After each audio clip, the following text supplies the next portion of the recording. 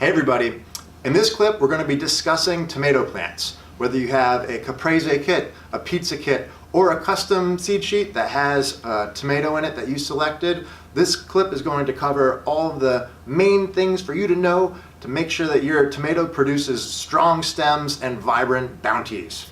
So we're going to cover fertilizing it today, staking it up so that it will grow strong and be protected against wind and have the strength as it develops really heavy fruit from knocking itself over. And we're also going to trim it so that it will provide larger harvests. So what you're going to need is your watering bottle. We have a fertilizer bottle here today. We're using some Fox Farm Tiger Bloom. You can see more information on the website. And we put about a 1 teaspoon into a 1 liter container. And this is our smaller version that we've condensed it down to. We have our stakes. And these ones are just bamboo stakes that you can pick up. Amazon ships them. We're going to have them on our website soon too. And these tomato clips. You can use tomato clips, you can use a zip tie. It's just to secure the plant to the actual stake. So we're going to come in tight here and show you how to make the perfect tomato plant.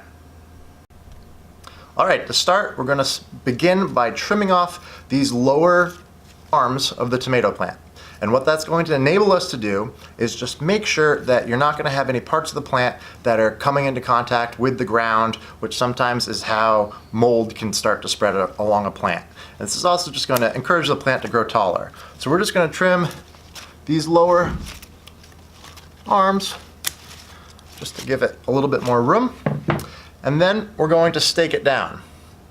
And for a stake, you're just going to place the stake directly down into the soil, and that's going to provide some stability.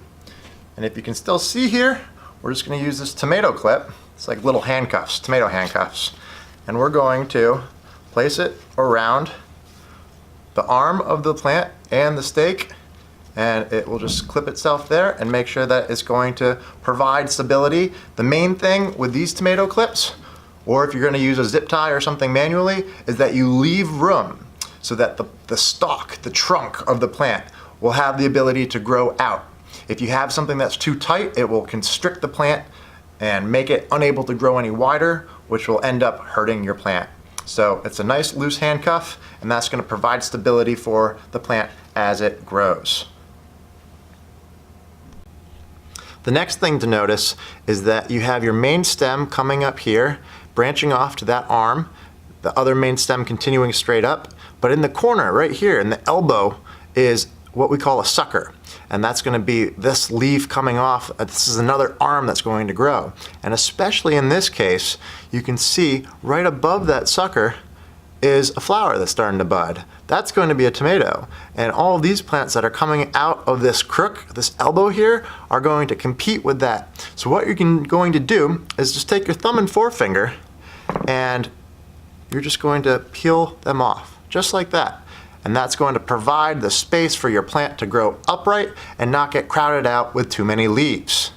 Tomatoes like to have some airflow go through the plant to help it dry out and prevent from any fungal infections from happening. So make sure that you're picking all of your suckers as they grow, and that's going to result in nice, big, and healthy plants. All right, here we are now after staking down our plant, cleaning out all of the suckers, and now it's time to fertilize. You've just added a fair amount of stress to the plant, but you're helping shift it from leaf development to fruit development. And so at this point in time, you're going to want to fertilize your plant. Again, we use about a teaspoon of our fertilizer into a 1 liter container and have it consolidated down in here. So you're just going to, again, spray the soil directly. You're trying not to spray this fertilizer on top of any of the leaves because that can cause it to actually burn the leaves. We're using a pretty mild fertilizer here, but you're just going to want to make sure that that's going directly onto the soil. So after you do that, be ready. Your plants are going to start to flower, and before you know it, you're going to be harvesting tomatoes right off the vine. Welcome to Seed Sheet, where we make growing good food ridiculously easy.